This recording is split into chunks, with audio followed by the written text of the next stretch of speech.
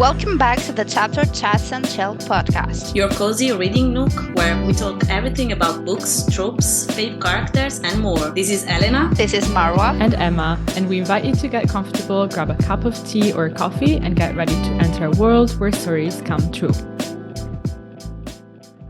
Hello everyone, welcome back to a Chapter Chats and Chill episode, and today we're going to talk about A Ballad of Never After. This is the spoiler version, so if you don't have read the book, just read the book, listen to the first episode, and then come back here and listen this episode again. Yes, you've been warned.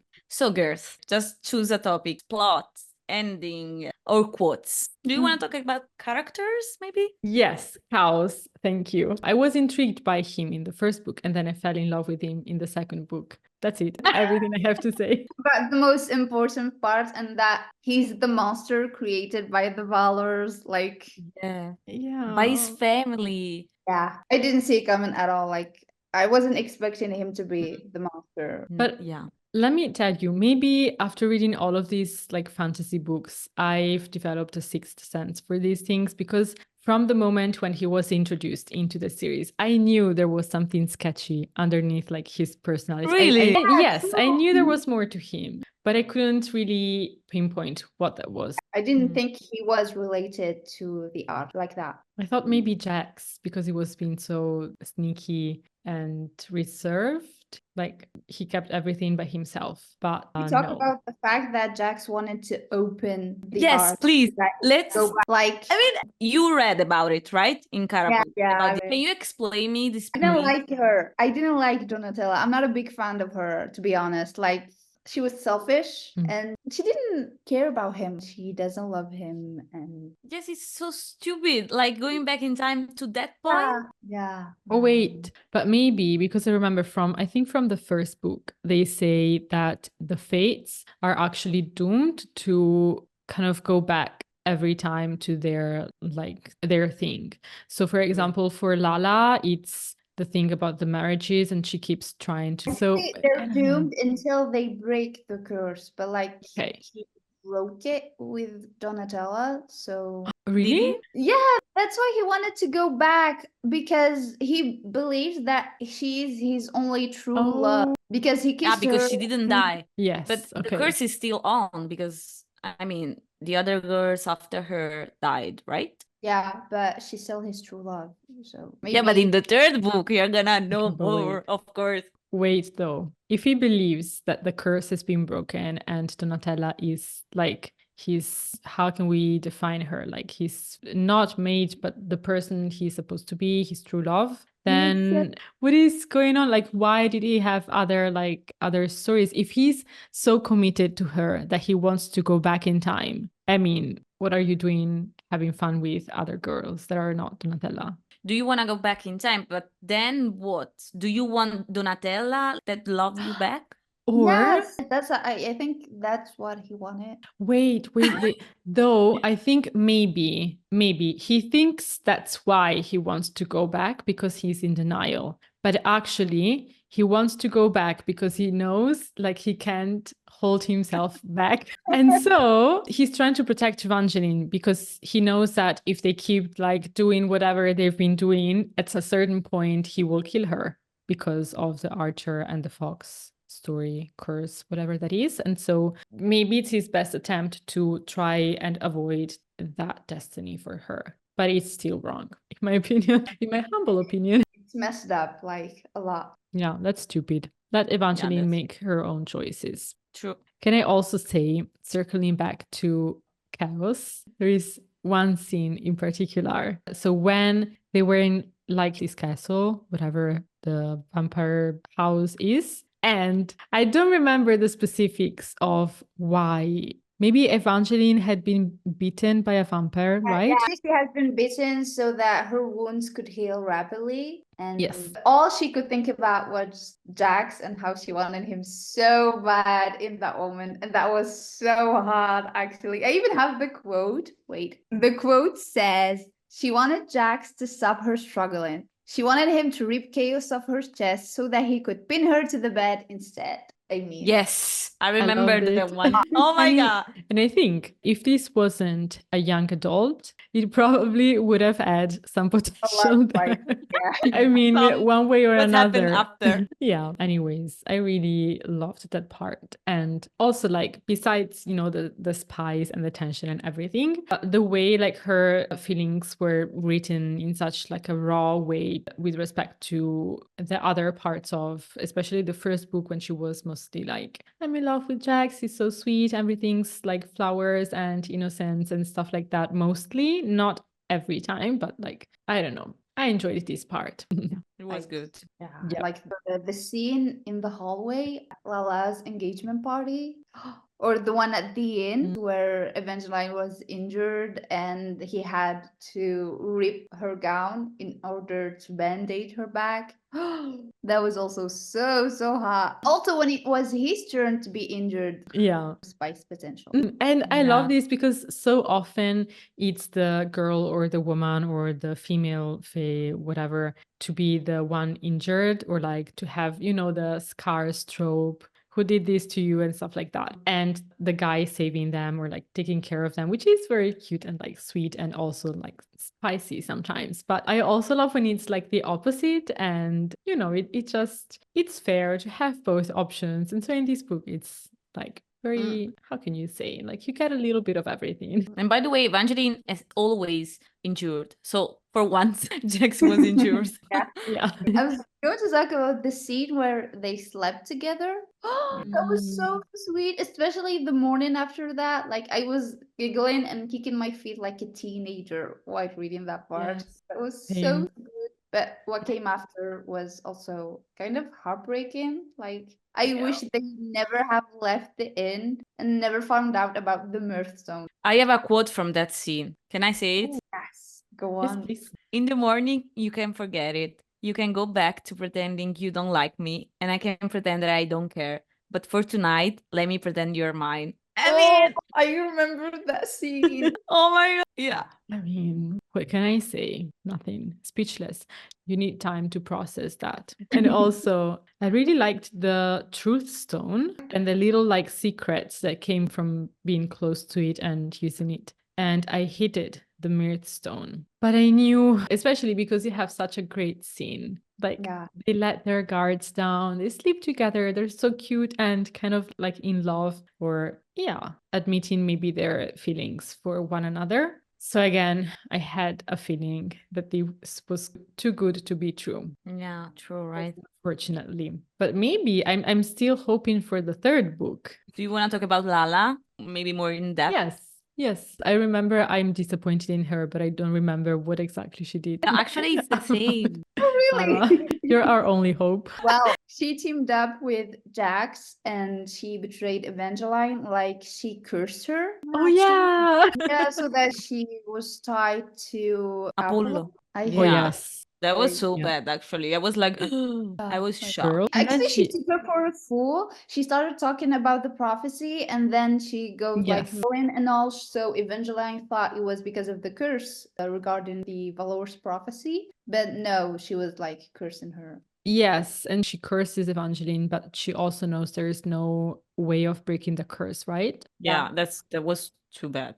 That's a little bit of a low blow. I didn't like that. And then also when she was sorry and Mm. Evangeline was like, yeah, I get it. No, No, I I don't. don't. not. I don't. This is what I'm mad about from this book because I feel like Evangeline was developing as a character. Like in the first book, she was a little bit more naive and optimistic, as I was saying also in the other episode. And here, she kind of was not more realistic because it's like maybe she was just a little bit more pessimistic than earlier. But then at a certain point, I feel like she let go of all of her wits and just went back to being as in the first book, like trusting everyone, everything's good, guys. I have like 10 curses on me because of you, but it's fine. I still love you. love you all. Okay. People pleaser. You can do whatever you want. I mean, no, I didn't like that. That's too bad, yeah. But girls, what do you think about Apollo? I hate him. He's such a dislikable character. And since when does he have like erasing memory superpower? I hate him. Yeah, and also I felt like the scene where he made his appearance at the forests, I felt like it was a little bit weird. Like it lacked description and it felt like there was a hole in the story. Like some explanations were missing. It was just, I don't know, I couldn't imagine it properly in my head, let's say. So I don't know about you girls, but it was weird. When Yes. he erases her memory. No, when he came to the forest at first and he was riding a horse and he told her like, you should go away because I'm going to kill you. And then Jack made an appearance and And Luke as well, no? Or maybe it was another scene when Luke was in Oh, the it was forest. another scene, yeah. It was a little bit repetitive as well because there were multiple scenes where she was in the forest doing Yeah. something like, And girl, all don't the go to that forest. All the scenes in the forest were kind of weird and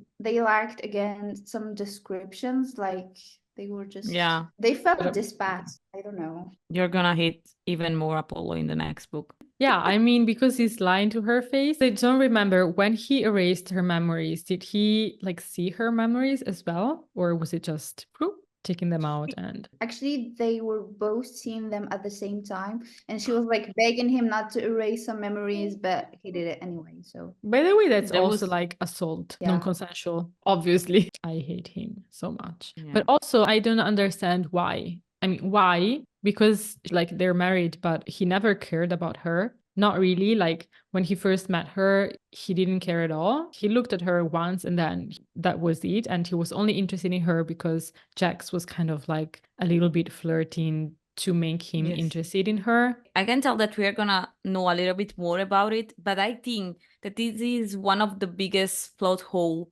about like this saga. I think Stephanie Garber is really good, but there is something that is missing, and sometimes are this dynamic between this character. Because for me, it was a huge plot twist, but not because I expected it, but because it was a little bit out of the blue. I mean, Apollo never showed interest towards Evangeline. Because every time he did some like crazy act of love for her, it was because of the curse. Yes. Not the curse, but well, Jack's magic. Because it was like the tattoo. I mean, if you have to erase something, erase a tattoo and go on with your life. Not her memories. I don't like that. No. and also the scene like towards the end when Apollo joined Evangeline in her room and tried to strangle her. That scene also felt unnatural to me. Like, how did he get there? Wasn't he supposed to be imprisoned? And then Jax show up out of nowhere to save Eva, and he tossed her out of her room.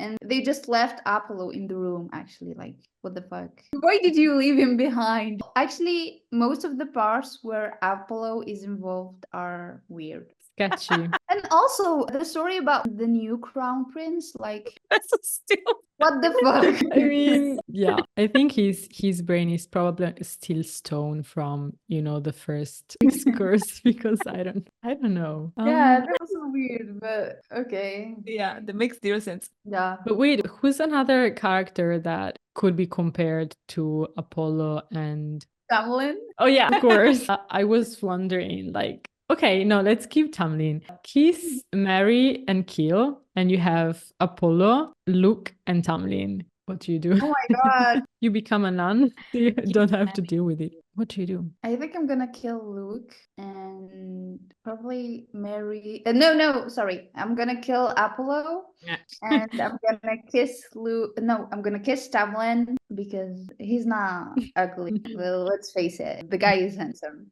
And I'm gonna marry Luke, although he's Then you're stupid. gonna be married with a stupid guy. Yeah, but he's not dangerous. Like he's the less dangerous of Yeah, them. I agree. He can't harm me. Like Yeah, it's just stupid.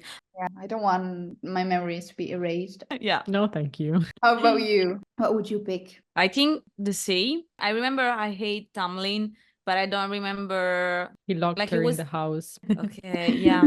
Yeah, okay, we have some problem here.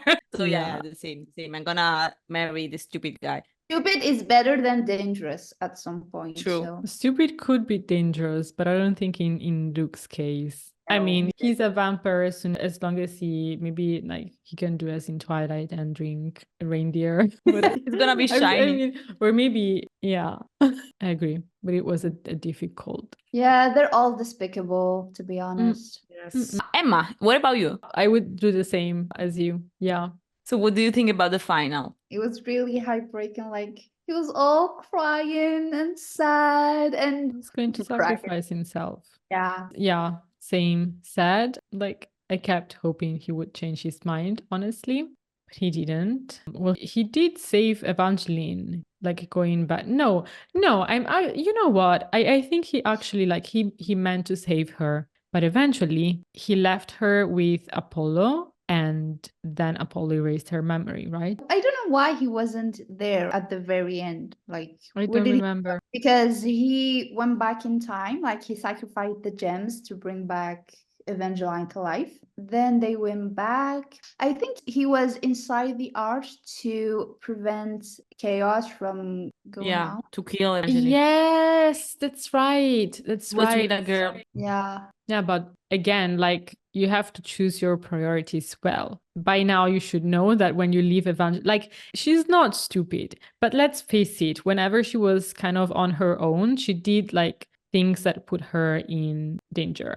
She's not super aware of her Yeah, environment. she trusts people too much. But I mean, he could have played his cards differently, I think. Jax, definitely. True. Speaking of the gems, I really like the fact that the reopening of the Valerie Arch turned out to be more complex than it seemed. Especially with the stones, they reminded me of Thanos' gems in Avengers, like the part That's where they right. have to collect them and the beholder has the power to go back in time. And so yeah, I really liked the time traveling trope also, even though we saw it at the very last chapters. And I have read a lot of books containing that trope. I don't know if we can call it a trope, but anyway. And also the fact that we have several key persons and Evangeline is not the only one with the Oh, power to open yes. doors. That was cool too. Yeah, that was really surprising. I mean, I thought she was the chosen one, but realizing that she's not that special added like something special to the story. You know what I Yeah. mean? Yeah, totally. But also this piece of information is just dropped there and you don't have any explanation, not even in the third book. And I think that could have been really interesting, as well as the brother of Apollo, the one that wanted to kill Evangeline. Yeah, Tiberius. Yeah. Yes, he is part of a Was group it? of people Yeah, that, some kind of a group. yeah, they Yeah. were never mentioned. Like they will not be mentioning at all in the third book. So it's just like, you know, we have all this information, then there is no explanation. I think the problem with this series is that we have a lot of informations for just a trilogy. Like a lot of paths to explore, but it's just 3 books, so you can't put everything in 3 Totally. books. But also, I think if you want to keep things short, maybe you could keep them just a little bit more, not simple, like you can delve deeper into less characters and like less plot twists and elements and still get the story like to be very interesting. Like even just the time travel thing could have been explored in so many different ways, I guess. Or the group of people that are like Apollo's brother is part of, even that could be like so interesting. It could be like a key element of the story potentially. And having the series be almost like a fairy tale, I think traditionally fairy tales are pretty simple, like you have just a few elements and that's it. And so it would have also made sense, in my opinion, to have like a simpler version, but you really like see all of the different uses of these different elements and how they combine together to form the story. But I mean, maybe because especially in the first book, but I think throughout the whole story, I guess Evangeline's point, and especially when she talks about her mom, is about, you know, you using your imagination and trying to imagine all of the different endings and all of the different evolutions to the story. And so maybe that's also why she left some things unsolved for us to be able to kind of imagine our own version. I don't know. Could be. I really like the story of the Marywood tree and how they were speculations about if Jax was one of them or if he was one of the Valors. I really liked all the mystery parts around Jack's past and origins, even though there's still a lot to uncover. But now at least we know that he's the Archer. And I kind of figured it out. I mean, but still, it's good to have the confirmation that he's the Archer. True. And the fact that he never willingly shared that, but he did call Evangeline Little Fox from the start. It was like, I don't know if this can be cute, because he eventually he was lying by omission, essentially. So I don't know if that's cute, but it kind of was. When you have nicknames, it's always kind of cute. Once again, it was full of magical elements. Like, for example, we have the inn in the form of a gigantic mushroom, huge flowers on top, and bridges inside instead of hallways. So original. Also, the clock where it was labeled with food and drinks instead of numbers. I loved that house. Like, I actually wanted to live there. Same. Same. There's a quote about that place that says, "Once there was a house where laughter constantly occurred from the chimney instead of smoke." Love It's it. really nice. I also really loved the private library of chaos, like how each book had a personality of its own and how they changed their titles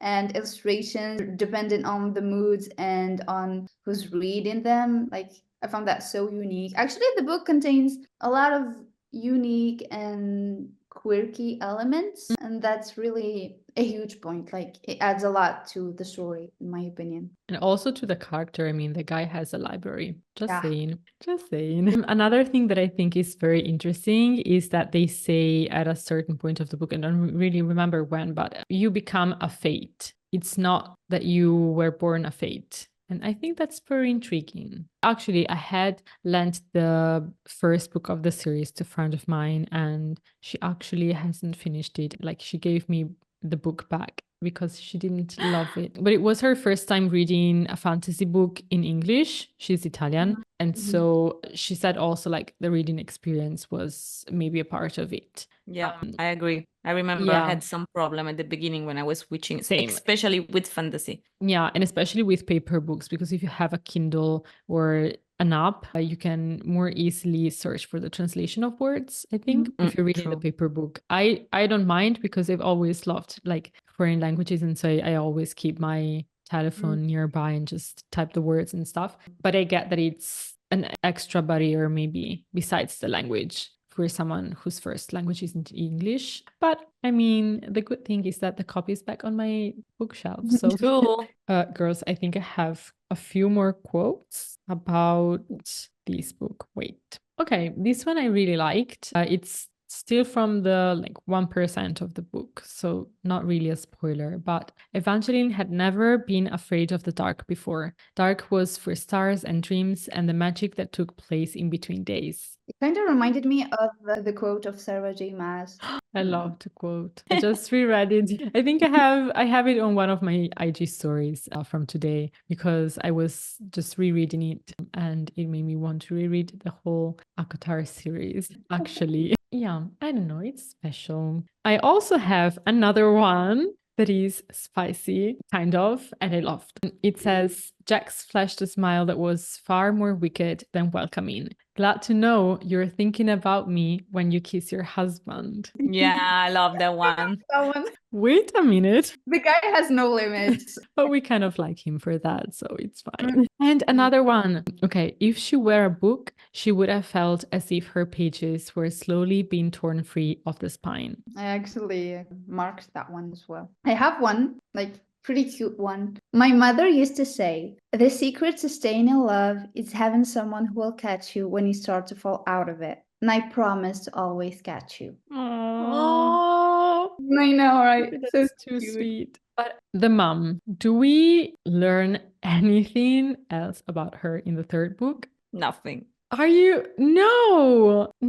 That could have been interesting, but Maybe in her next series. Maybe it's her clever way of always having like a new series coming out because of all of the secondary characters. Actually, it could be interesting. Like if Like a- we had like a series Prequel. about Lala, or a series about Chaos, or a series like a prequel about Evangeline's parents. That would be sweet, I guess. Also have a quote that is really cute. He held her with the type of intensity that only happens when a person wants something that is not quite theirs. I mean, Poor Jax. and another one, Jax no longer felt like her enemy. He felt like her home. And I was like, oh my God, that's the end, you know? Yeah, totally. I also have one about love. I think we're gonna read the whole book at that point. My quote says, "She used to think love was like a house. Once it was built, a person got to live in it forever. But now she wondered if love was more like a war with new foes constantly appearing and battles creeping up. Winning a love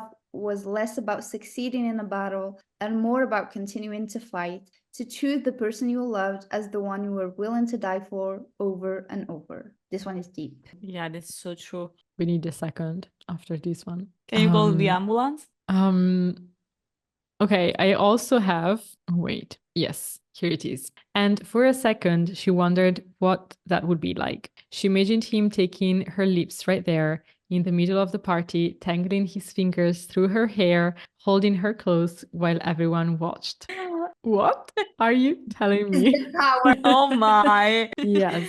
Mm, I'm going to mm, say, actually, I'm That's not enough. going to say. That's enough. That's enough. Stephanie, what are you doing to us? And then at the end of the, not at the end of the book, but like 94% I wrote. And there is this there you are situation, like there you are. I don't remember who said that, but my note was, this book just ruined these 3 words for me. I'll only accept them from Reese. Thank you. So who was it? Was it, maybe it was Apollo, but I don't know. Not sure. I don't know. We'll see. If you're listening and remember, please enlighten me. I even made a note. So at the time, I probably was shocked, but not anymore. It was definitely a ride. Yes. It was something. Can't wait to talk about book 3 with you. Yes. Well, I guess maybe it's the time to announce the next book of the month before we wrap up our episode Yay. for today. What's its name again? I don't remember. I think it's called Half a Soul of- by Olivia Atwater. And it's supposed to be a Regency fairy tales series.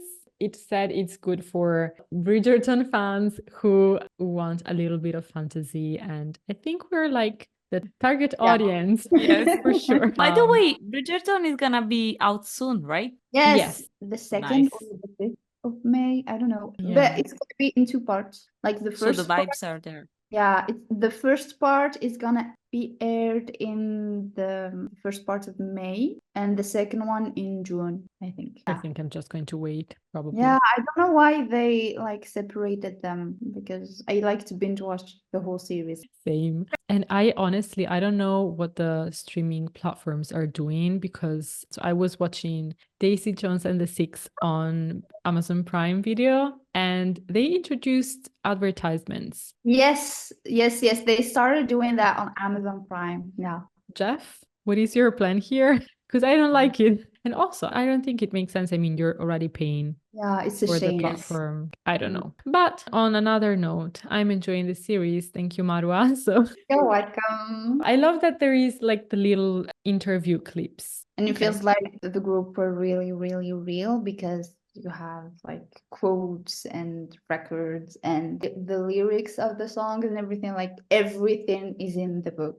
But wait, did you read the book before watching the series? Or I told Yes, you? I read the book before the series was even planned, I think. There were rumors that there were going to be a series, but we didn't have the actors back then. So It was a nice surprise to have. How is Sam called? Coughlin? Yes. he's like the perfect Billy Dunn. Perfect in that role. But also the actress that plays Daisy, I saw But her in Ellie- another. I saw her in Mad Max. I don't know if you watched the movie. Mad No. Max. She played in Mad Max, and I don't remember where I saw her next. But she's the granddaughter of Elvis Presley, like the singer. Really? Yes. That's shocking news. Yes. Oh my God. Okay, I totally didn't know. But she's also such a great actress. I really love how she plays. She's so pretty. Also, the actress who plays Camilla John, she's gorgeous. Yes, totally. And then there's also the singer. The I wife of don't know Robert name. Pattinson. Yes, Yeah. I mean, I love her just- too. yeah, I recognized her from the photos from, I don't know if it was the Oscars and red carpets, you know, the cute photos of her and Robert Pattinson. She had like such a cool dress. And then I was watching the series and was like, oh, wait. I mean, this is that singer, and she's really a singer, isn't it? Yeah, Isn't- she's really a singer, yeah. Yeah, that's cool. Yeah. Watch Daisy Jones and the Six People. Watch it and read the book also. Do both. That's a wrap. Yes. That's a wrap. Thank you guys for listening to this episode. As always, feel free to refer back to the description for any book references and our social handles. And we'll see you next week. Ciao, ciao. Bye. Ciao. Thank you for tuning into Chapter Chat and Chill. If you loved this episode, make sure you give it a 5-star rating, thumbs up, and comment below what you want to hear next. To stay connected in between episodes, follow us on Instagram and TikTok at Chapter Chats and Chill.